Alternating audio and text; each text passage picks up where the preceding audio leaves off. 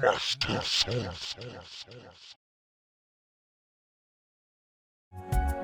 Tiandaraka anao koa leo mifampitsodrano.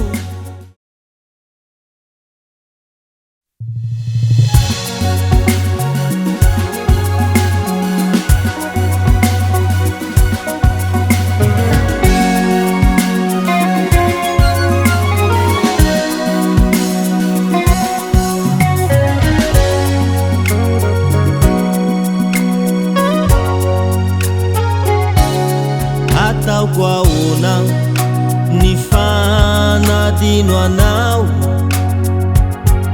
ny fiainako efa zatra misy anao,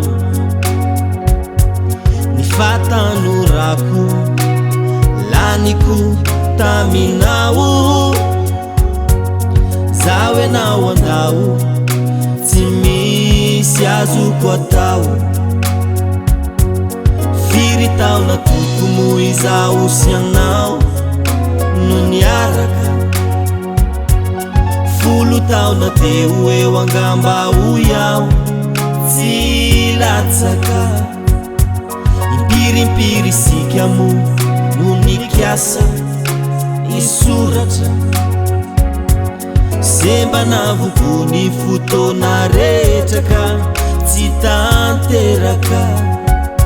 Tiandaraka anao koa leo mifampitsodrano, tsy misy ozona tsy misy alahelo.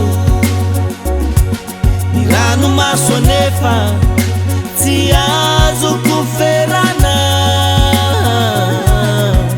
maro afara maro adimby, ny anjaratsika sy anao tsy tandrify. Tiandaraka anao koa leo mifampitsodrano, tsy misy ozona tsy misy alahelo. Ny ranomaso anefa tsy azoko ferana,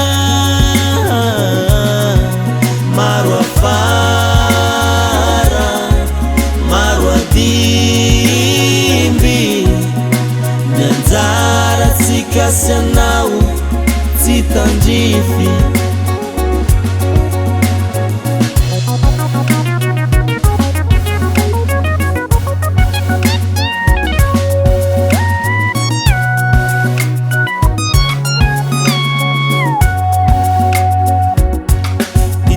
Maso sy ny vody ondry azamo efa vita, falifaly ery zaho sy anao tamin'izay ka nipitaka. Fanirina mony atsika fanididy avy any ambony,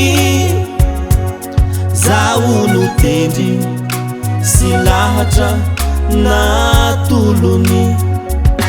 Tiandaraka anao koa leo mifampitsodrano, tsy misy ozona tsy misy alahelo. Ny ranomaso anefa tsy azoko ferana, maro afara maro adimby, ny anjaratsika sy anao tsy tandrify. Tiandaraka anao koa leo mifampitsodrano, tsy misy ozona tsy misy alahelo. Ny ranomaso anefa tsy azoko ferana, maro afara maro adimby, ny anjaratsika sy anao tsy tandrify. Ny anjaratsika roa tsy tandrify.